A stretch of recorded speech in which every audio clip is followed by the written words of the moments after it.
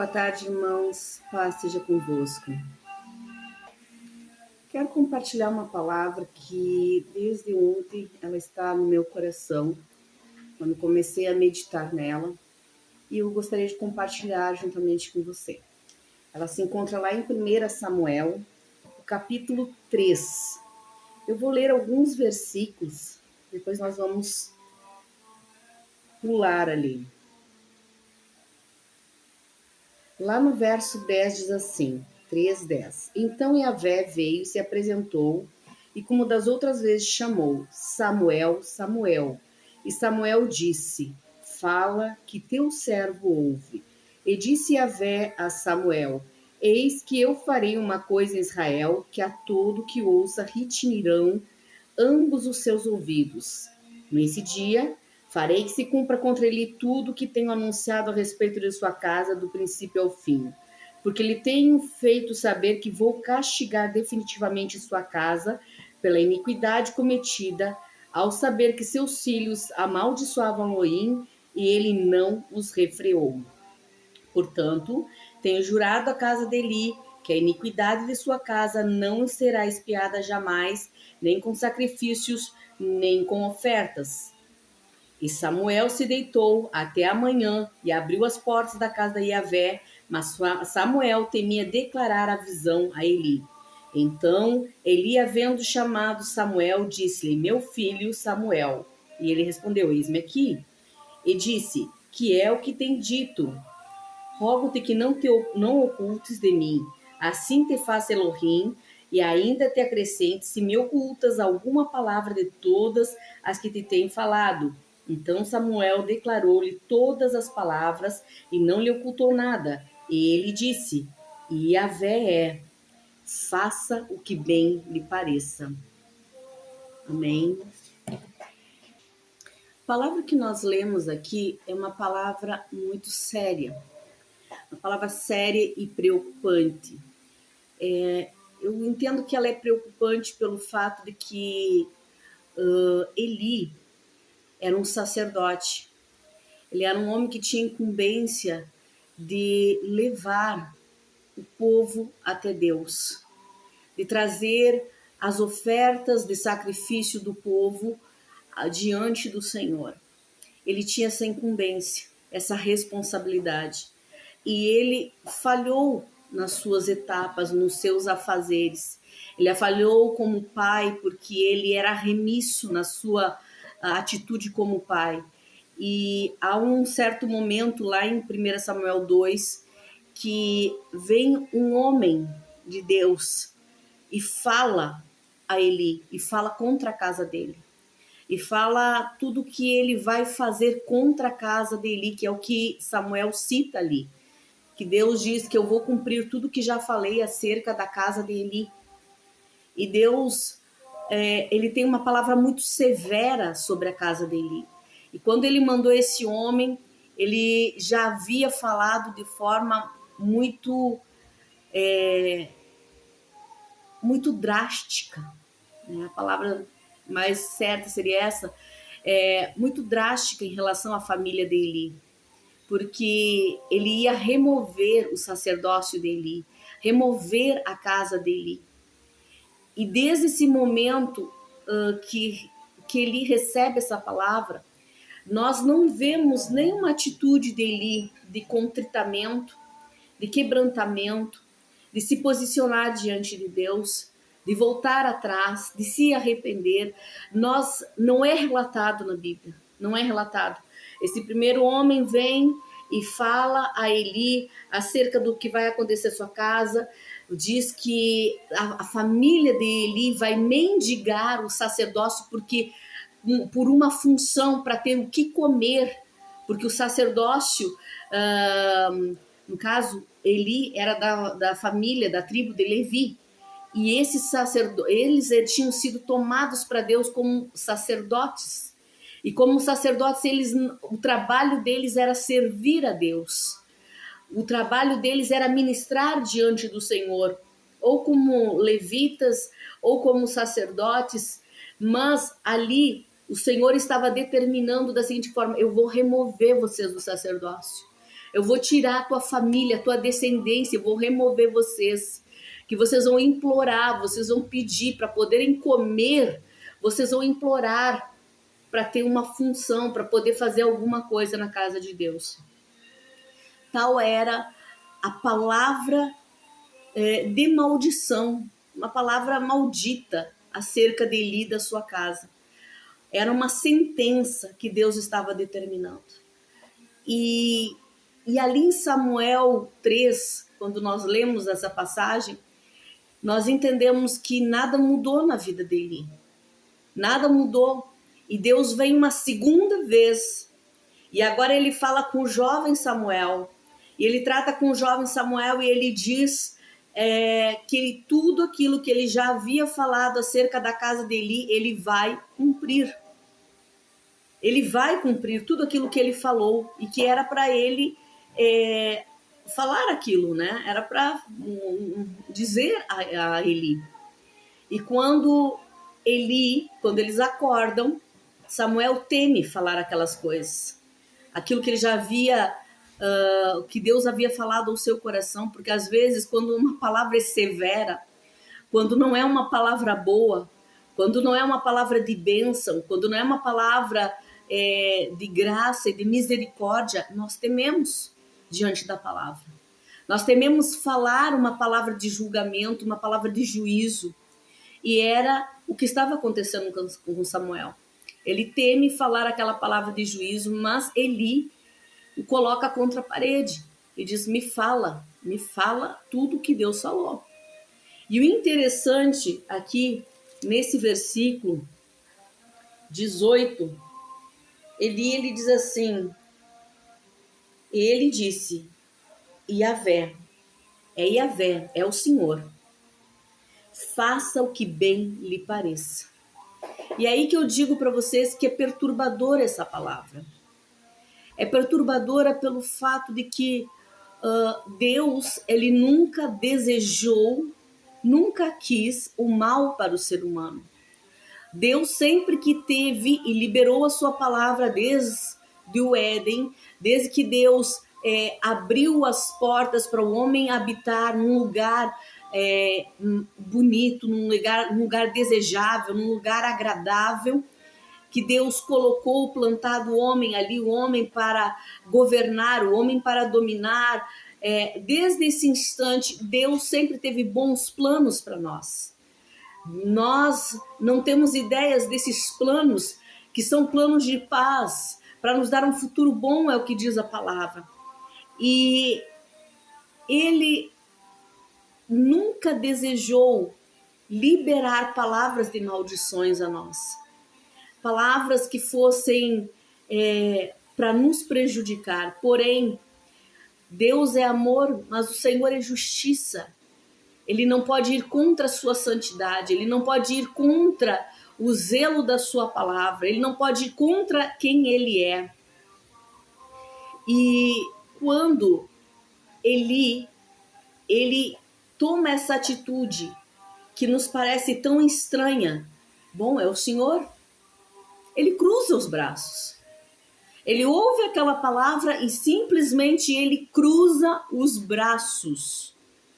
Ele cruza os braços, como dizendo, não há mais o que fazer. Deus já disse, Deus falou, Deus vai cumprir, pronto. A pergunta é para nós, será que é isso que Deus quer? Será que quando Deus anuncia algo para nós, Ele não quer que nós tomemos uma certa atitude? Ele não quer que a gente seja alertado, Ele não está nos alertando para ver provar qual vai ser a nossa posição, a nossa atitude diante daquilo que está vindo ao nosso conhecimento? Nós podemos ter exemplos, irmãos. Olhamos atrás e vemos exemplo de Abraão. O exemplo de Abraão, quando Deus determina que Sodoma e Gomorra vão ser destruídos. O pecado deles simplesmente inundou a Deus, passou, Deus não aguentava mais olhar para aquela situação pecaminosa, deu a misericórdia, longanimidade de Deus com Sodoma e Gomorra chegou a um limite, chegou ao final. E nesse final Deus diz: não vou falar ao meu servo Abraão o que estou por fazer. E Deus vai e relata a Abraão, porque lá em Sodoma, lá estava Ló. Lá estava o seu sobrinho Ló. E ele iria perecer juntamente com o povo diante do juízo de Deus. E Deus fala a Abraão. E Deus diz a Abraão: olha, eu vou destruir aquelas cidades, porque o pecado deles subiu até a minha presença. E Abraão começa a argumentar com o Senhor: mas porventura, Senhor, se houver 50 justos, o Senhor vai destruir a cidade? E Deus diz: não, pelo amor dos 50 justos eu não destruirei a cidade. Senhor, não te afades comigo, mas se for 45. E aí Abraão vai diminuindo ao ponto que ele diz: bom, mas se não tiver nem 10, o que Deus vai fazer? Né? E qual foi a resposta de Deus? O livramento para a família de Ló. O livramento, Deus envia lá os anjos que iam destruir, mas também os anjos que levam Ló e a sua casa para fora daquela cidade, para fora daqueles termos, porque a cidade seria destruída. Então nós vemos uma argumentação, vemos uma oração, vimos um pedido de intervenção e Deus intervém. A cidade foi destruída, mas há uma argumentação, uma oração diante de Deus. Há uma colocação da parte de Abraão em posição para clamar pelo seu sobrinho, para que a cidade não seja destruída pelo seu sobrinho. Porém, nós sabemos que a cidade foi destruída, mas Deus livrou a Ló, livrou a sua família. Então, essa é uma dos exemplos que nós temos. Nós temos um outro exemplo, que foi quando Ezequias recebe da parte de Isaías a palavra de Deus. Há uma palavra de Deus: você vai morrer, põe em ordem a tua casa, porque você vai morrer, não vai viver da doença que você está. Você vai morrer. E diz a palavra do Senhor que Ezequias se volta para Deus e ora e clama, e o seu clamor chega aos céus. E quando o seu clamor chega aos céus, o Senhor vai dar uma palavra a Isaías: vai lá e diz que ele vai viver, que eu estou acrescentando 15 anos ao seu tempo de vida. Deus mudou, Deus interviu. Há mais uma palavra lá em Ezequiel que diz assim a palavra: busquei alguém que se colocasse na brecha, mas a ninguém encontrei em favor dessa cidade. Então, aqui não era, eu entendo que não era uma palavra definitiva, mas era uma palavra de alerta, era uma palavra que ele deveria receber aquela palavra e se quebrantar diante do Senhor, pedindo misericórdia, dizendo: Senhor, eu vou mudar a minha atitude, eu vou mudar o meu comportamento, eu vou ter atitudes diferentes em relação aos meus filhos, eu vou proceder de uma forma, Senhor, que seja a correta, que te honre mais do que honra os meus filhos, porque eu tenho honrado mais os meus filhos do que ao Senhor, ao permitir que eles profanem o teu templo, ao permitir os pecados dos meus filhos. Não houve nenhuma atitude da parte dele. Não houve nenhum tipo de atitude de quebrantamento, de posicionamento diante do Senhor, pela sua casa, pela sua família, pelo seu lar. Não houve pelo ministério, pela sua descendência. Ele não estava preocupado com nada disso. E isso é perturbador, isso é angustiante, porque ou ele não conhecia de fato a Deus, era um sacerdote totalmente cego, porque diz a palavra de Deus, em certo momento, que os olhos de Eli estavam se escurecendo, estava ficando cego, mas antes da sua cegueira física, estava uma cegueira espiritual, ou então ele não enxergava, ele não tinha um relacionamento com Deus, ele não tinha uma proximidade com Deus, ele não tinha uma afinidade com Deus, para saber que Deus não queria destruir, mas muitas vezes as palavras que Deus determina é para ver se há é provocar alguma coisa em nós. Provocar, ver se existe alguma reação. Se nós vamos reagir. E de que forma vamos reagir? Mas não houve reação em Eli. O Senhor falou, faça o que bem lhe parecer. Meu Deus, que palavra é essa? Ele já tinha recebido uma palavra lá atrás, já pelo homem de Deus. E ele não tomou atitude alguma. Não houve quebrantamento, não houve um puxão de orelha nos filhos, não houve uma atitude diferente da parte de Eli em relação à sua casa, em tomar as rédeas da situação. Não houve.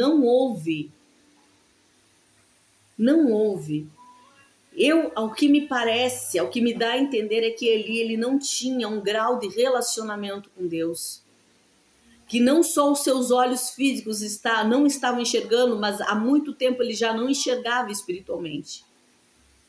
Diz a palavra, nesse texto mesmo, quando Samuel está sendo chamado, que a lâmpada estava meio acesa, não estava totalmente acesa, estava se apagando, mas isso é uma conotação também, um significado espiritual para nós. Era uma lâmpada física, mas, ou seja, ali estava a lâmpada de Deus, mas ela não estava em todo o seu fervor, em toda a sua energia. A lâmpada estava quase se apagando. O ministério de Eli já estava findando, o ministério de Eli estava definhando. Então, irmãos, o que esse texto ele traz como alerta para nós? Nós temos sido alertados a respeito da palavra do Senhor para a nossa casa, para a nossa família. Temos palavras de alerta de Deus. Algumas vezes, as palavras, como eu disse inicialmente, lá estava um Samuel receoso de falar aquela palavra, porque era uma palavra negativa, era uma palavra de juízo. E as palavras de juízo são necessárias, porque nessas palavras de juízo é que pode haver uma reconciliação com Deus, é que pode haver um quebrantamento, é que pode haver uma busca, um choro intenso, um clamor intenso. Você vai ver a sua casa sendo destruída, você vai ver a sua casa ruindo, você tem um alerta de Deus sobre o que acontece e você não faz absolutamente nada. Você não toma nenhuma atitude. Você está vendo seus filhos se perderem através das redes sociais, através da TV. Você está vendo seu casamento definhar e você não toma uma atitude? Você não se posiciona, sabendo que pode levar à ruína do seu casamento, levar os seus filhos a não terem os seus pais próximos, a não ter uma estabilidade emocional sobre eles. Deixar eles à mercê do mal, à mercê do maligno, corações vulneráveis, corações machucados, corações feridos. Você está sendo alertado sobre uma decisão no seu trabalho e você está indo em contrariedade aos princípios cristãos e você não está tomando nenhuma atitude. É preocupante o que aconteceu com Eli. Eu me preocupo, porque mais tarde, nós vamos ver que tudo se cumpre. Deus cumpriu o que ele havia prometido. Mais adiante você vai folhear a Bíblia e você vai ver lá no capítulo 4, que Samuel, ou melhor, Eli, ele vê a guerra chegando, a arca de Deus é tomada, Ofni e Finéias morrem no mesmo dia, que tinha sido uma palavra que Deus havia determinado sobre eles. Ofni e Finéias morrem no mesmo dia, e quando vem a notícia, alguém chega e conta para Eli que os seus filhos tinham morrido e que a arca tinha sido tirada, tinha sido levada embora pelos filisteus. Aquele homem pesado cai para trás da sua cadeira e morre. A nora de Eli, que estava grávida, ela entra em trabalho de parto ao saber que o seu marido e que o seu sogro tinham morrido. E ela morre ao dar à luz. E coloca o nome do seu filho e acabou, foi-se a glória de Deus. Foi-se a glória de Deus. Tragédia sobre tragédia. Tragédia sobre tragédia. Mas era uma tragédia anunciada. Era uma tragédia que Deus já havia dito que ia acontecer. Então, às vezes, nós sabemos que certas coisas podem acontecer ou que vão acontecer se nós não tomarmos nenhuma atitude, se nós não mudarmos a rota. Se as coisas continuarem do mesmo jeito que estão seguindo, que seguiu até aqui, se continuar da mesma forma, é certo que haverá ruína. É certo que haverá tragédia. É certo que haverá choro, é certo que haverá morte, é certo que haverá dores, lágrimas, é certo. Mas Deus não quer isso. Em Deuteronômio 28, Deus ali, ele deixa claro que ele quer bênção sobre o povo, bênção sobre Israel, se eles obedecessem à voz do Senhor. Se eles obedecessem à voz do Senhor, eu só vou ler alguma coisa aqui.